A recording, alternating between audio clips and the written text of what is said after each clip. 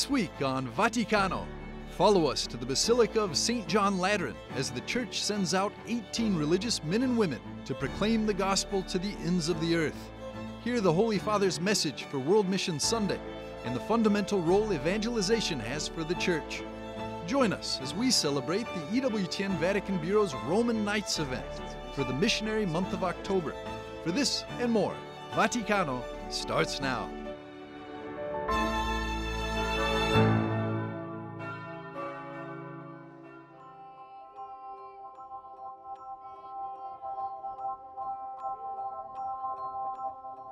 On October the 15th, the Mission Festival was held in Rome's Lateran Palace, under the direction of Diocese of Rome Auxiliary Bishop Benoni Ambarus. In the evening at the conclusion of the festival, a total of 18 religious were presented with the so-called Missio ad Gentes. The destinations of the missionaries include Bolivia, Brazil, Amazonia, Togo, Uruguay, and Madagascar. Se il Vangelo una buona notizia per me.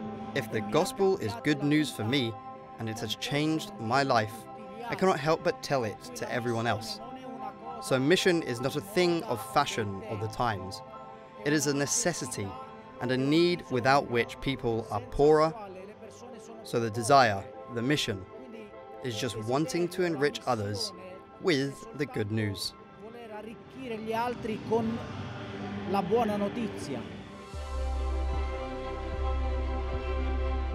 The visitors to the Mission Festival are also convinced that the Church still has something to say to the people of today.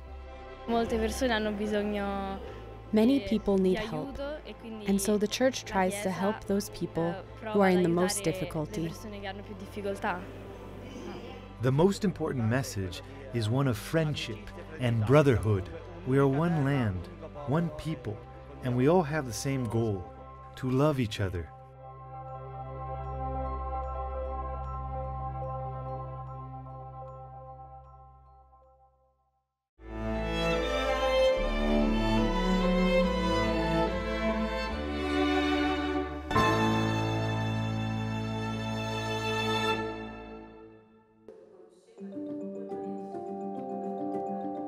On October the 13th and 14th, a conference called Celebrating the Sacrament of Confession Today was held at Rome's Palazzo della Cancelleria, an initiative organized by the Apostolic Penitentiary, the Supreme Tribunal of the Catholic Church and the oldest dicastery of the Roman Curia. The how to confess well, to be conscious of confession, and how to confess well by the laity approaching the sacrament. That's how this initiative for this short seminar came about. The Apostolic Penitentiary for over 30 years has been caring for the formation of young priests in the sacrament of confession. This seminar offered an in-depth study of this often misunderstood sacrament to all those who desired to attend.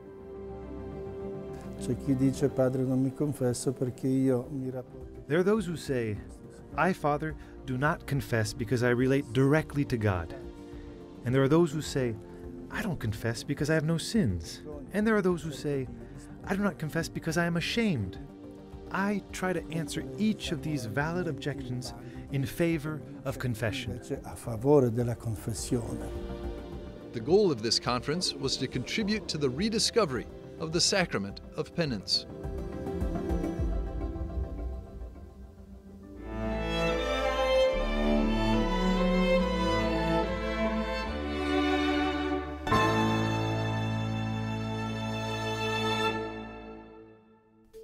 Hello and welcome to this week's Vaticano Updates, the most important news from the Holy Father and the Vatican.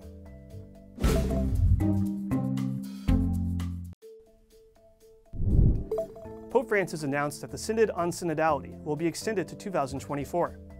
He decided to divide the Synod of Bishops into two sessions, one that will meet in Rome in October 2023, and another that will meet in October 2024. The Pontiff explained that he made the decision in order to have a more relaxed period of discernment. More than 50,000 members of the ecclesial movement, Communion and Liberation, traveled from around the world for an encounter with Pope Francis in St. Peter's Square. On this occasion, the Holy Father called for nurturing unity and love for the Church especially during times of crisis. The event marked the 100th anniversary of the birth of Father Luigi Giussani, a theologian and public intellectual who founded Communion and Liberation. Pope Francis highlighted an initiative by Aid of the Church in Need to have 1 million children pray the Rosary and urged everyone to unite their prayers with these children.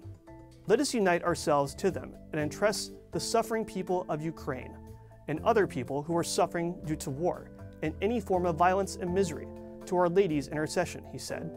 The origins of the 1 million children pray the Rosary initiative date back to the year 2005. Pope Francis is working on a new book soon to be published with the title, I Ask You in the Name of God, 10 Prayers for a Future of Hope. In the book, the pontiff makes an appeal against war and warns against nuclear annihilation. Francis stressed that church teaching refutes the idea that war is ever the solution to a problem. Instead, war is always a defeat for humanity.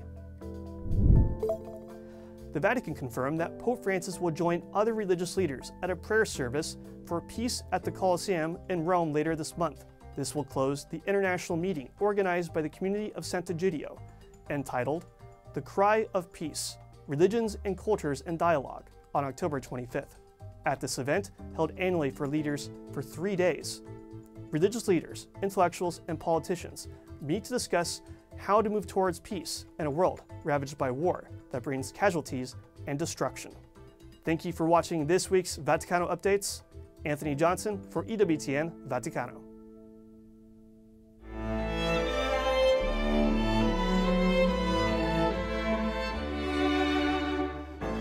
In a few moments, we'll be back with more on Vaticano.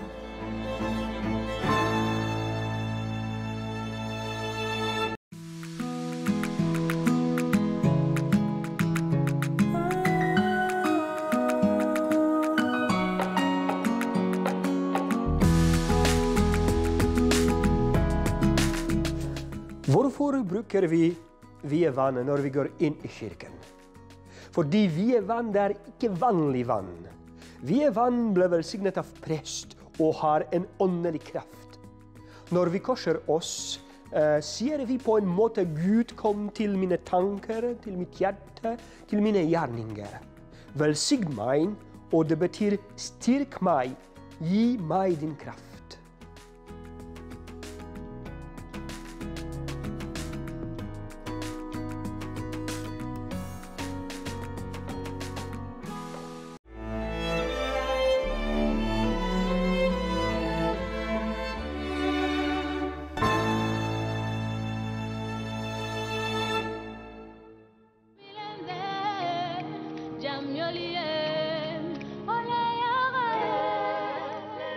Every year, during the month of October, the Catholic Church celebrates the missions. During this month, we commemorate 2 events that have marked the history of mission. The discovery of the Americas, which opened up a new page in the history of evangelization, and the feast of St. Therese of the Child Jesus, the universal patroness of the missions, which is celebrated on the 1st of October.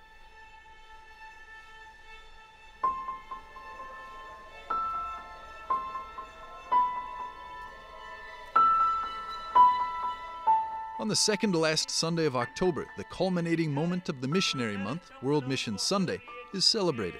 For this occasion, the Pope sends a message out to the entire Church. This year, 2022, Pope Francis remembered the 3 foundations that sustain and nourish the evangelizing mission: the universality of the call to bear witness to Christ, the perennial newness of this mandate, and the necessity of the strength of the Holy Spirit so that this mission might bear fruit. Therefore, we can affirm that the Church cannot exist without the missionary dimension. La Chiesa cammina innanzitutto sulla missionarietà. The Church moves above all on mission. If this is missing, the Church cannot progress. So this last, and I would say also the first commandment of Jesus, go and announce the gospel. This is unable to be suppressed, this commandment of Jesus, and we receive it as the element that permits us to look further, beyond. Here then begins the mission of the Church. But what thing does the Church bring? The fundamental mystery, the mystery of Jesus, and it's not just a matter of the historical Jesus, remembering what Jesus said and did. This can be done with many historical personages, but also with the reality that is evident. Jesus lives in the church, in the dimension in which he is preached, is faithful, is announced, but also is celebrated. By celebration, we mean that what Jesus did and said at the Last Supper, that "do this in memory of me," is closely united to the mission of the Church. Si unisce strettamente alla missione della Chiesa. Today, the universality of the Christian faith is questioned, and on numerous occasions is associated with a history of violence and alienation. As a response to this disfigured vision of the relationship between faith and culture, Christ's last words, in which he sent his disciples out to evangelize all nations, resound. In this way, Christianity enters into history with a universal mission that goes beyond time and space. Le culture hanno una loro ricchezza. Cultures have their riches, and in this wealth is the fruit of a path, of an experience, sometimes difficult, terrible, because cultures aren't flat, simple. They sometimes have traumas, difficulties. Let's think about those that have within them sometimes a form of violence. Also, when we read the sacred scriptures, we hear some terrible things, no? We can explain them in 1,000 ways, but there's a process to it. Cultures, in and of themselves, aren't holy, perfect. They need to be leavened. For this, Jesus also in the parable, in the comparison of the yeast that is fermented in the dough, this culture, this flour, doesn't remain such. It is transformed into a new reality that becomes the bread, qualitatively distinct even though it is composed of those experiences. So, the cultures, if they don't have this leaven of the gospel, are incomplete. We must understand that the mission of the Church, in this sense, this service, it has this dual reality of being mother, the Church that generates, but also teacher, because she educates. These two aspects are so co-penetrated that it would be impossible to separate them. Talmente compenetrati che sarebbe impossibile scinderli.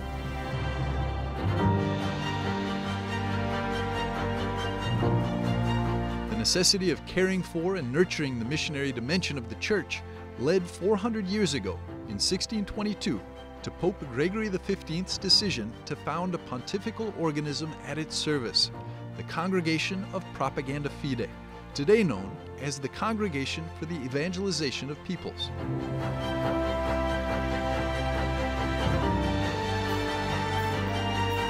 Pontifical entity is to organize, promote, and direct mission activity in the entire world.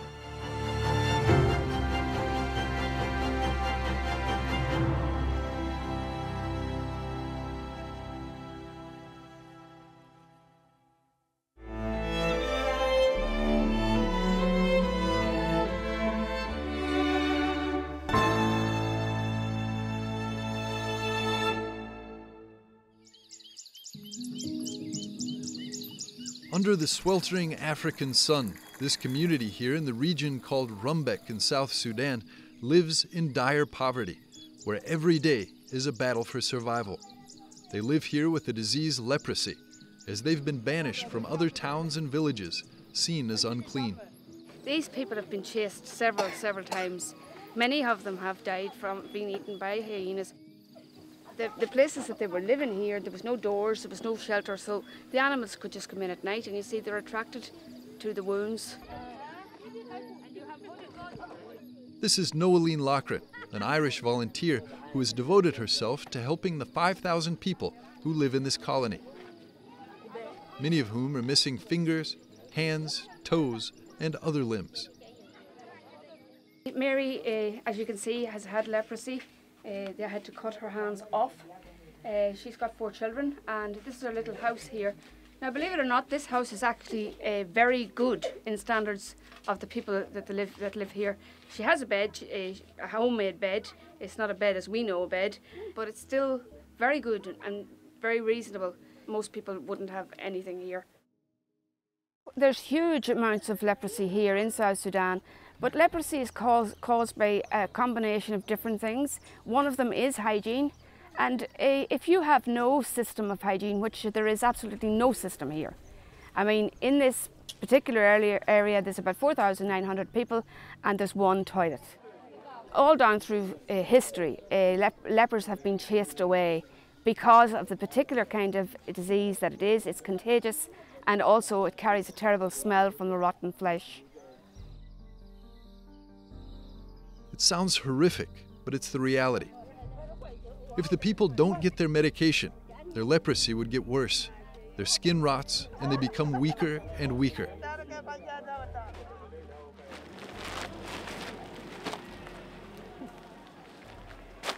With the help of charities like the Sudan Relief Fund, the community is able to survive. And even though they have nothing, they're filled with such joy and gratitude for the little help they do get.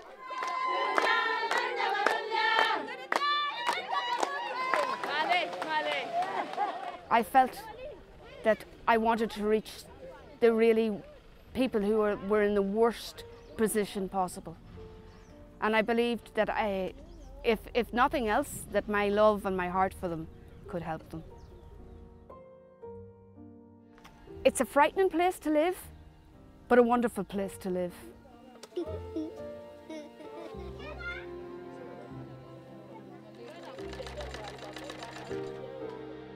The people here have been told they're not welcome anywhere outside their community, except by one group, the Catholic Church. Every Sunday they're welcomed in a church, which is outside of the community.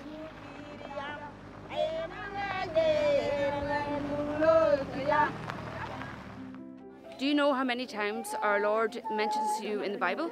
I said, do you know how special you were to him? And by talking to them about things like that, it lifted their confidence and their morale, and is proving to them that they're worth more.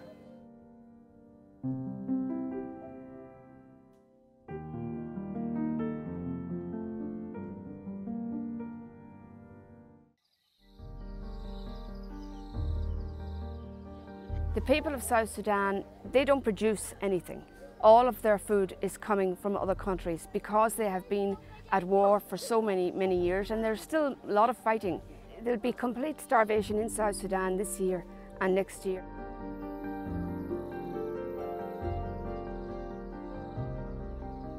The conditions for the people living here in this colony are incredibly tough, and with a looming famine, they could be about to get even worse. But for Noeline, she continues to do her work, dedicated to trying to alleviate the pain and the suffering of the people she meets in any way she can. My heart belongs with the poor, and whatever time I've got left, I'd like to continue giving myself to the people of God.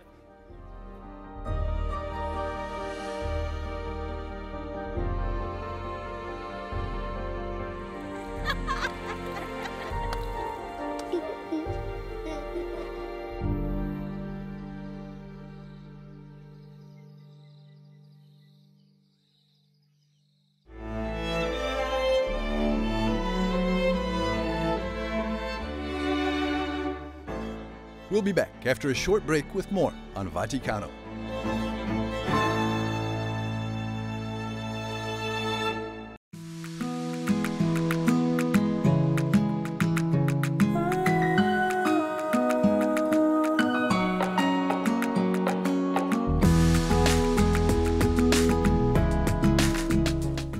Hva er tabernakelet?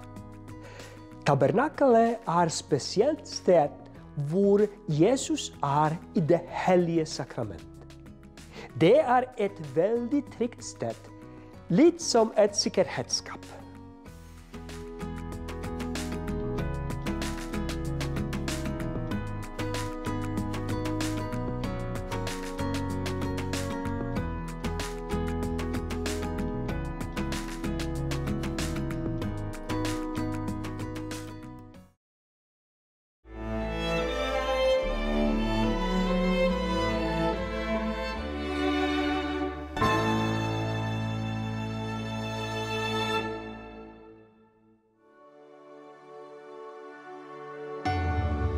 On the 13th of October, the EWTN Vatican Bureau hosted Roman Nights, an event that brings together people of faith from Rome to discuss life, culture, and religion.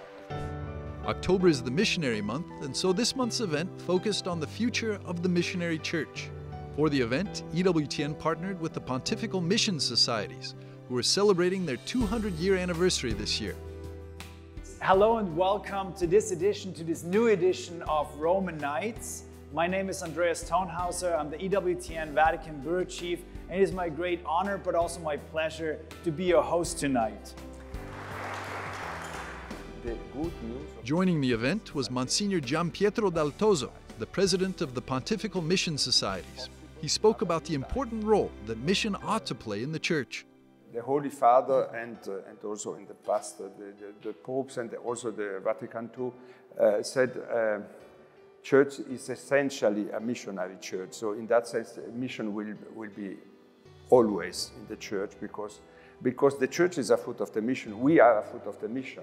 We are Christians because many years ago, many generations ago, someone accepted the announcement of the faith done by some missionaries who came to Europe and then from here to other countries. So it is very important, I would say, that we understand ourselves as a fruit of the mission of missionaries who gave their life for the announcement of the gospel. And so in that sense, church will be always a missionary church because church brings life, and life means dynamics, movement.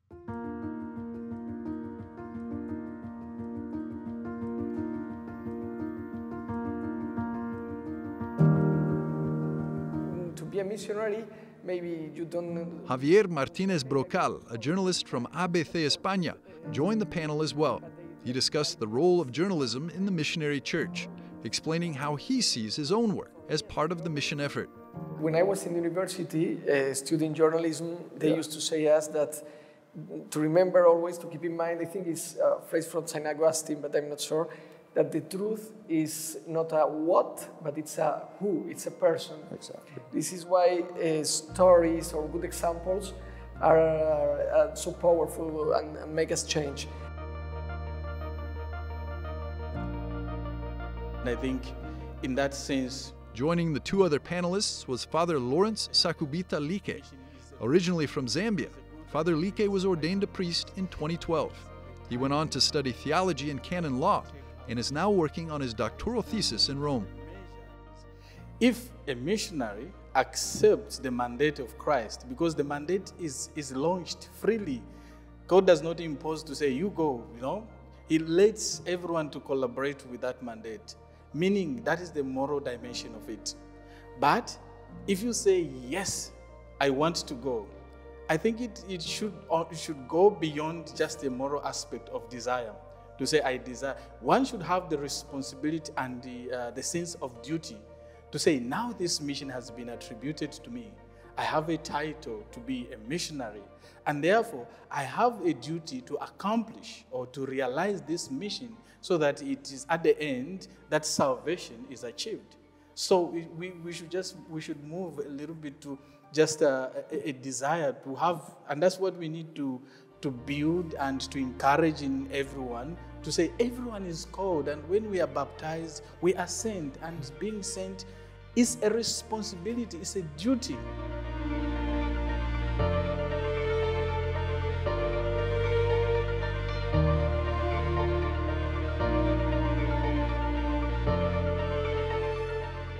This missionary month, we should remember that mission is a responsibility and duty of every baptized Christian.